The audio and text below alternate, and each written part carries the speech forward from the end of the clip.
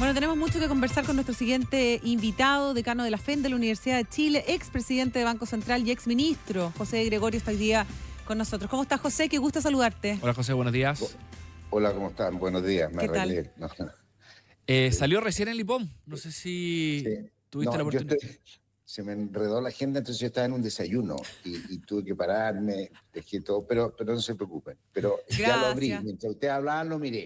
Ya, muchas Ya. gracias, José. Bueno, el Banco Central anunció ayer que las tasas las iban a mantener y está reconociendo ahora una demanda interna más firme, una inversión Sí. más firme, aplazando un poquito la convergencia de la inflación y reconociendo un crecimiento más alto y ajustando el rango al 2,5, 2,75. ¿Cuáles son tus primeras impresiones, José?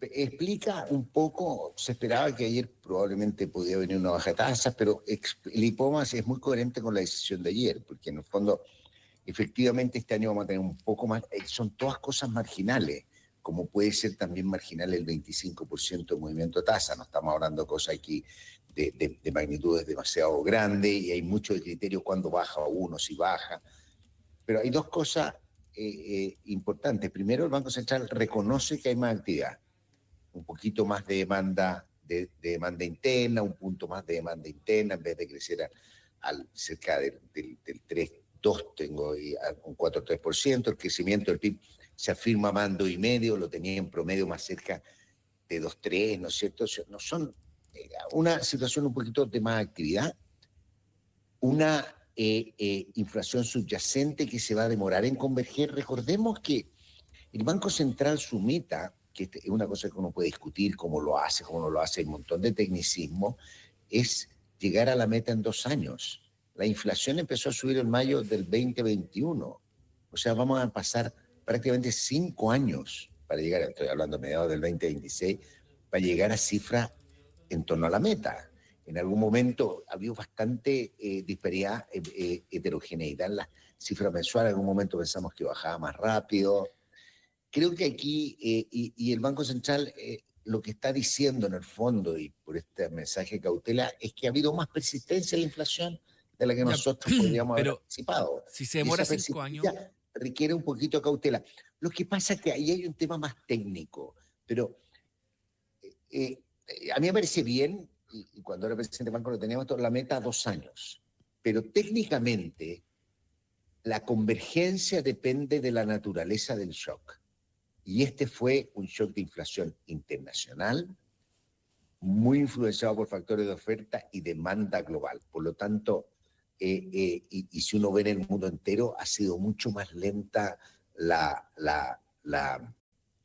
caída de la inflación, con lo cual uno podría pensar de que este tipo de shock uno lo acomoda más lento. Y efectivamente lo que ha hecho de facto el Banco Central, ha acomodado este shock más lento, porque si hubiera querido, tendría que haber sido muchísimo más duro y haber tenido un sacrificio a nivel de actividad bastante mayor. O sea, el hecho Así que se que haya demorado 5 años, no me sorprende. el hecho que se Es haya que demorado 5 años y no 2 como es su mandato, no necesariamente significa no una es su mala mandato, evaluación.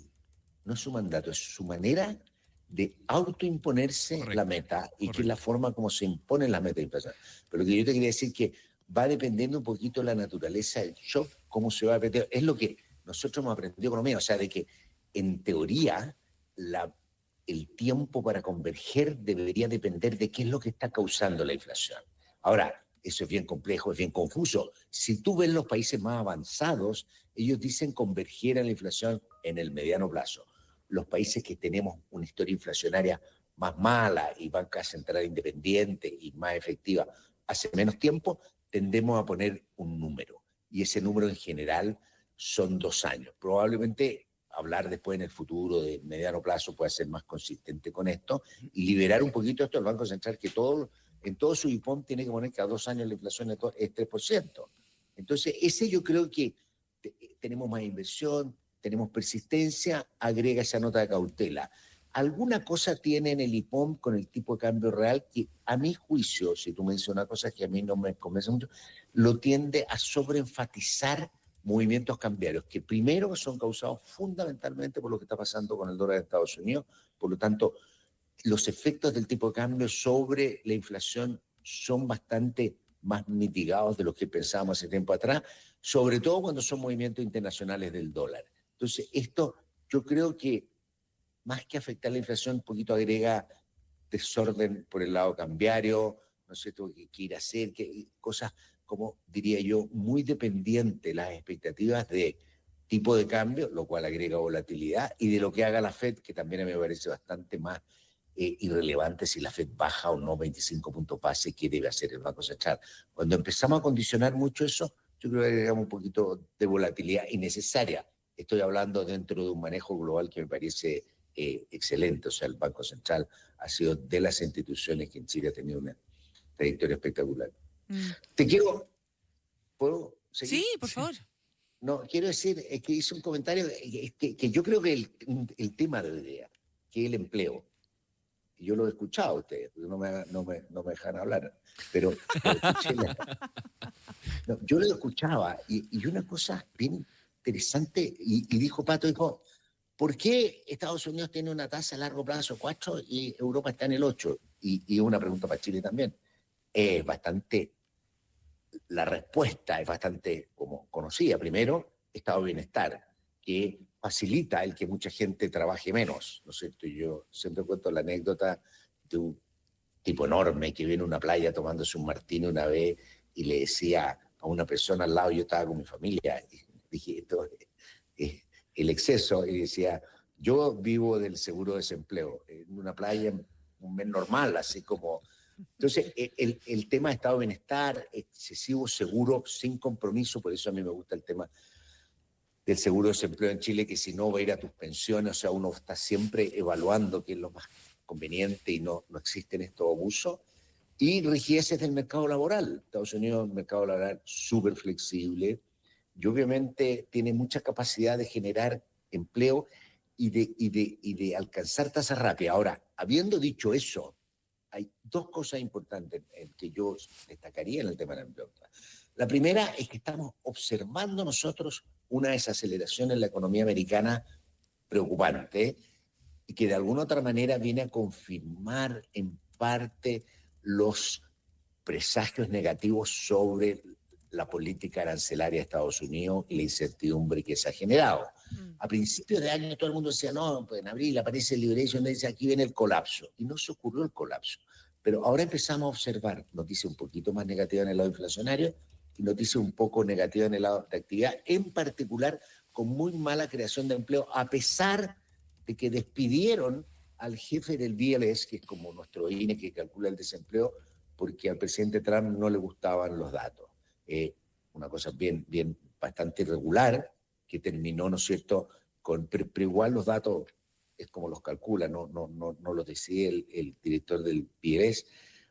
Entonces, eso es una cosa preocupante. Y la parte que yo diría, hay muchas cosas social, comercio, pero también hay una cosa más estructural, que hay mucha discusión en economía. Por supuesto, hay dos bandos, o sea, la cosa no es blanco-negro, pero uno preocupa, y es qué sectores son los que más han caído. Y se ha detectado en los últimos meses que los sectores donde más cae el empleo, en particular el empleo juvenil y empleo de graduados de universidad, es en materia de sectores expuestos a la inteligencia artificial. Yo creo que ahí viene un cambio bastante brusco, que obviamente no significa que el empleo desaparece, pero que sí es un llamado muy importante a lo que les mencionaba al principio, a tener mercados laborales con suficiente flexibilidad para que la gente encuentre trabajo. Lo importante en el mercado laboral no es proteger el empleo específico, hay que proteger a las personas dándoles posibilidades de que encuentren trabajo. Y si un sector empieza a flaquear y no tiene capacidad de mantener el empleo, puedan encontrar en actividades alternativas, que hoy día no sabemos, pero el mundo ha evolucionado así. Ahora, José Gregorio, hablando del tema del empleo en nuestro país, nosotros hemos acá escuchado a David Bravo y también a Andrea Repeto a propósito de lo mismo y de las causas internas que enfrenta la crisis, dicen algunos, del empleo en nuestro país. Factores sociopolíticos, dice David Bravo, la falta de reconocimiento oficial del problema también sostiene a propósito de la autoridad. Hay que tener cuidado. Mi colega David Bravo está anunciando una crisis de empleo hace mucho tiempo, la cual no comparto. Un reloj que está detenido le apunta 2 veces a la hora de un reloj atómico al día. O sea, sí, obviamente no hay un problema de empleo. En los últimos meses hemos observado un problema de empleo. ¿Cuál es el argumento que se daba? Hay dos argumentos. Primero, que no alcanzábamos los niveles yo he buscado los datos que con lo que la gente hace estas afirmaciones y todos hablan y nadie pone sus datos, ¿no es cierto? Salvo los que he visto en el Observatorio de Empleo de Coyuntura de la Universidad Diego Portales, ¿no es cierto?, donde está Juan Bravo, que tiene un análisis bastante contundente de los datos de empleo. Pero lo que está ocurriendo, lo que decía Diego, dijo una cosa que es cierto, el empleo medido como la cantidad de empleados sobre la población, porque la cifra de desempleo es sobre la fuerza de trabajo, y eso podemos hablar un poquito, enredar un poquito, pero el empleo no se recupera a niveles pre-COVID.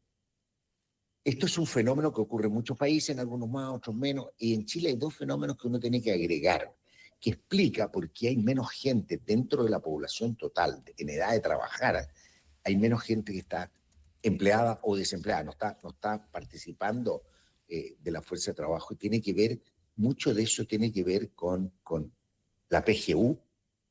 La PGU hizo que muchos adultos mayores dejaran de trabajar o de buscar empleo porque no tenían cómo sostenerse, y obviamente reduce la participación de ese grupo, y crecientes números de jóvenes en educación superior. Entonces hay ese tipo de fenómenos, y yo agregaría un tercer fenómeno que todavía no entendemos bien, es los hábitos de empleo que ocurren después de COVID, donde mucha gente encuentra que trabajo part-time o de repente salir de la fuerza de trabajo puede ser algo que sea favorable. La segunda cosa que en Chile se cuestiona mucho y se dice son las cifras laborales. Y en eso Andrea Repeto tiene una buena columna el otro día. Hablar de las cifras de informalidad con los datos administrativos es una muy mala práctica. Porque los datos administrativos tienen muchas fallas, como también tienen los del INE, pero estas son mucho más agravadas. Los profesionales a honorarios son independientes, pero no son informales y obviamente no están cotizando, por lo tanto no van a aparecer en los datos administrativos. O sea, no es que hay un problema metodológico post-pandemia. El desempleo, déjame terminar. Si tú vas a los datos del INE, que son los únicos que yo he mirado siempre, los datos administrativos te entregan algunas cosas del sabor de lo que está pasando, muestran que la informalidad en Chile ha caído de 29 a 26%. Es interesante porque estas otras discusiones, aquí hay muchas discusiones que no están, yo diría, no están resueltas. Por eso a mí no me gusta esta gente que sale hablando de la crisis sin un fundamento sólido. O sea, yo digo, sí, hay evidencia. Y te voy a decir dos cosas. El empleo ha estado creciendo muy poco en los últimos meses, prácticamente nada. O sea, veníamos creciendo a tasas que uno, dado el crecimiento de la economía, dice están ok. Es más o menos lo que históricamente se hace.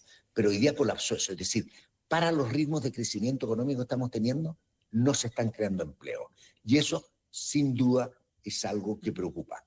Uno pensaría, y aquí también hay un fenómeno que todo esto tiene que ver con los datos, uno diría, mira, si el desempleo, si no se está creando empleo, uno debería observar que las cifras de informalidad suben.